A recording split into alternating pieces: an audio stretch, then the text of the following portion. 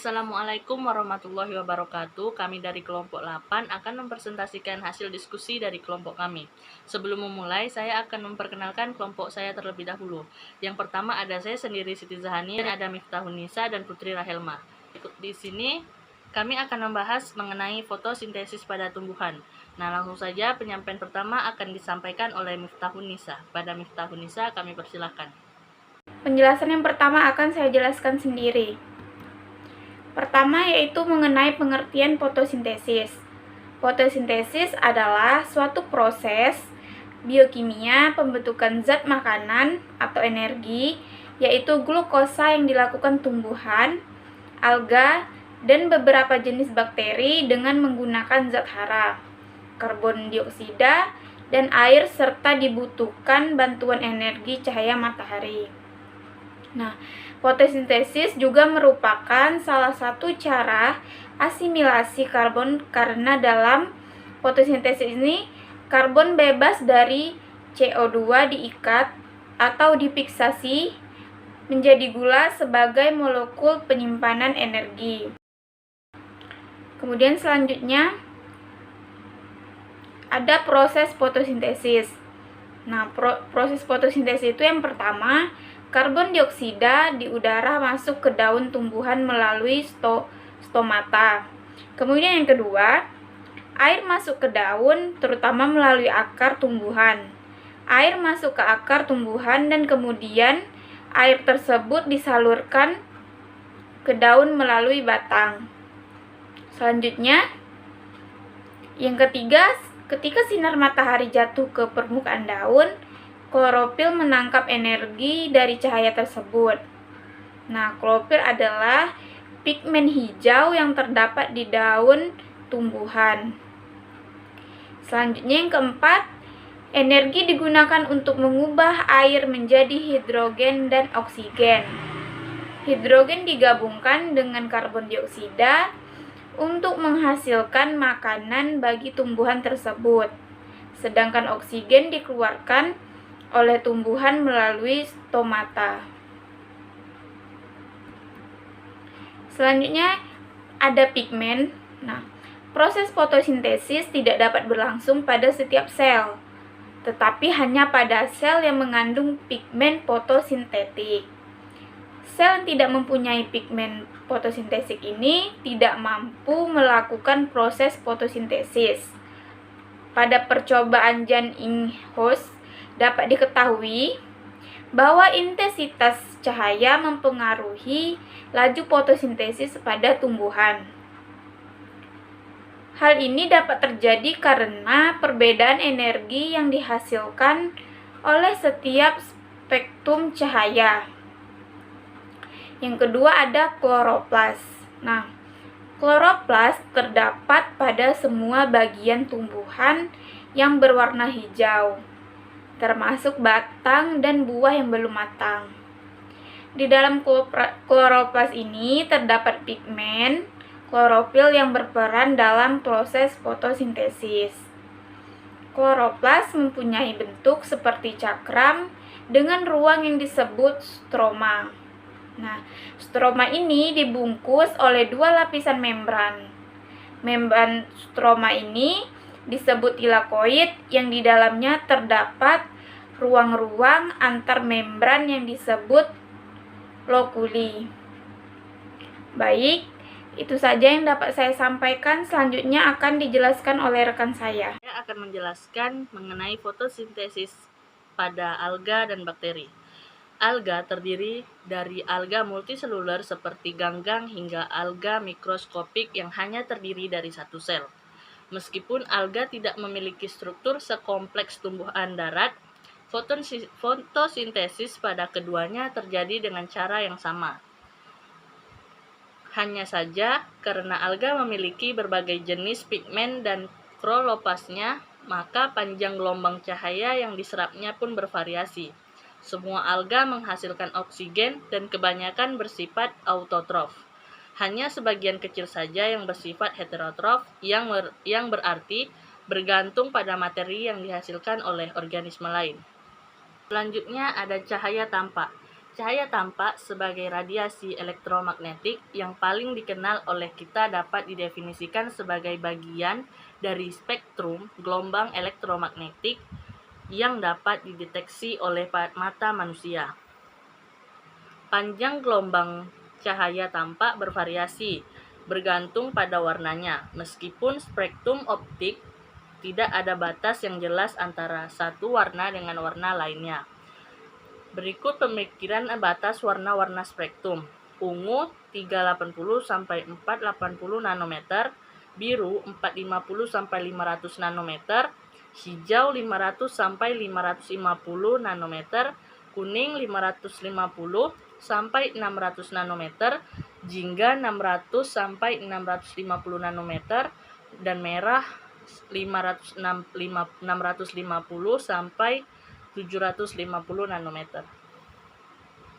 Yang kelima ada reaksi gelap, ATP dan NADPH yang dihasilkan dalam proses fotosintesis memicu berbagai proses biokimia. Pada tumbuhan, proses biokimia yang terpicu adalah siklus Kelvin yang mengikat karbon dioksida untuk membentuk ribulosa dan kemudian menjadi gula seperti glukosa. Reaksi ini disebut reaksi gelap karena tidak bergantung pada ada tidaknya cahaya, sehingga dapat terjadi meskipun dalam keadaan gelap atau tanpa cahaya. Kemudian ada reaksi terang. Reaksi terang adalah proses untuk menghasilkan ATP dan reduksi NADPH2.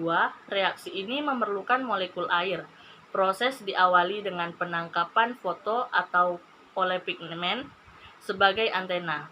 Pigmen klorofil menyerap lebih banyak cahaya terlihat pada warna biru 400 sampai 450 nanometer dan merah 650 sampai 700 nanometer dibandingkan hijau 500 sampai 600 nanometer.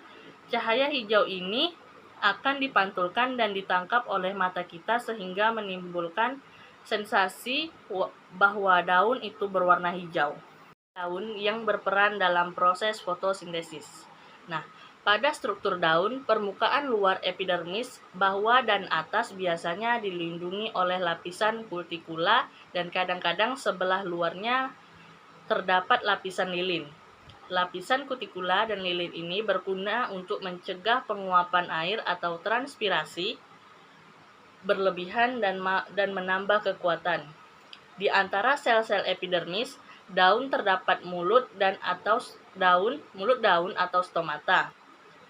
Fungsi stomata sebagai pengatur penguapan, pengatur masuknya gas CO2 dari udara dan keluarnya gas O2 ke udara selama fotosintesis berlangsung dan arah sebaliknya pada waktu respirasi berlangsung.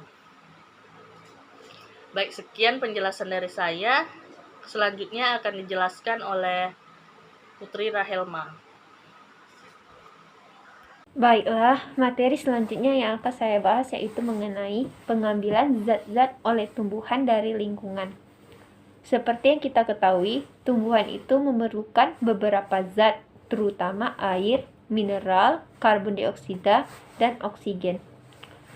Proses pengambilan air, mineral, karbon dioksida, dan oksigen ini berlangsung secara difusi, osmosis, dan transport aktif. Yang pertama itu difusi. Difusi ini berasal dari kata diffus yang artinya menyebar. Difusi merupakan transport menurun yang artinya materi yang berasal dari daerah berkonsentrasi tinggi ke daerah yang berkonsentrasi rendah.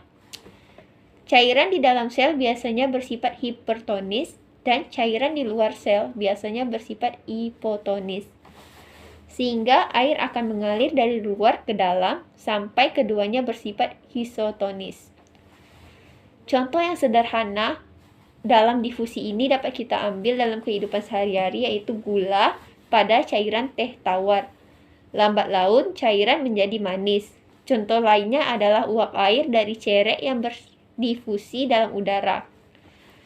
Difusi ini dipermudah dengan saluran protein substansi seperti asam amino, gula, dan substansi bermuatan tidak dapat berdifusi melalui membran plasma.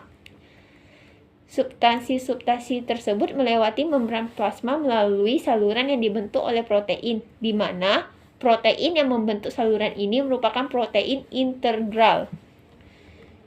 Selain itu, difusi dipermudahkan dengan protein membawa proses difusi ini melibatkan protein yang membentuk suatu saluran dan mengikat substansi yang ditransport.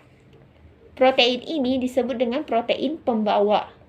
Protein pembawa biasanya mengangkut molekul polar, misalnya asam amino dan glukosa. Selain itu, difusi juga mengangkut molekul larutan lemak seperti vitamin A, D, E, dan K, serta molekul-molekul anorganik seperti O, CO2, HO, dan H2O. Yang kedua berlangsung dengan cara osmosis. Osmosis berasal dari kata os, artinya lubang, atau move, atau artinya berpindah. Maka osmosis adalah proses perpindahan air dari zat yang berkonsentrasi rendah atau hipotonis ke larutan yang berkonsentrasi tinggi atau hipertonis. Proses ini biasanya melalui membran permeabel selektif dari bagian yang lebih encer ke bagian yang lebih pekat. Membran semi permeabel harus dapat ditembus oleh pelarut, tapi tidak oleh zat terlarut yang mengakibatkan gradien tekanan sepanjang membran. Osmosis merupakan suatu fenomena alami, tetapi dapat dihambat secara buatan dengan meningkatkan tekanan pada bagian dengan konsentrasi pekat menjadi lebih bagian dengan konsentrasi yang lebih encer. Osmosis adalah suatu topik penting dalam biologi karena fenomena ini dapat menjelaskan mengapa air dapat bertransportasi ke dalam dan keluar sel. Sedangkan osmosis terbalik adalah sebuah istilah teknologi yang berasal dari kata osmosis. Osmosis adalah fenomena alam dalam sel hidup di mana molekul atau solvent, biasanya air, akan mengalir dari daerah solut rendah ke daerah solut tinggi melalui sebuah membran semi permeabel. Membran semi permeabel inilah menunjukkan ke membran apapun yang memiliki struktur yang mirip atau bagian dari membran sel, gerakan dari solvent berlanjut sampai sebuah konsentrasi yang seimbang tercapai di kedua sisi membran. Selain itu, di osmosis ini ada reverse osmosis, atau biasanya artinya sebuah proses pemaksaan sebuah solvent dari suatu daerah konsentrasi tinggi melalui sebuah membran ke suatu daerah konsentrasi rendah dengan menggunakan sebuah tekanan melebihi tekanan osmotik.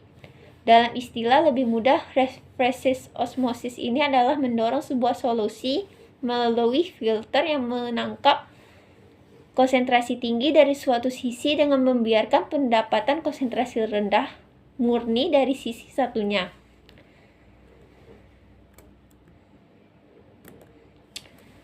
Selain itu, larutan yang konsentrasi sangat terlarutnya lebih tinggi dibandingkan larutan di dalam sel dikatakan sebagai larutan hipertonis, sedangkan larutan yang berkonsentrasinya sama dengan larutan di dalam sel disebut larutan isotonis.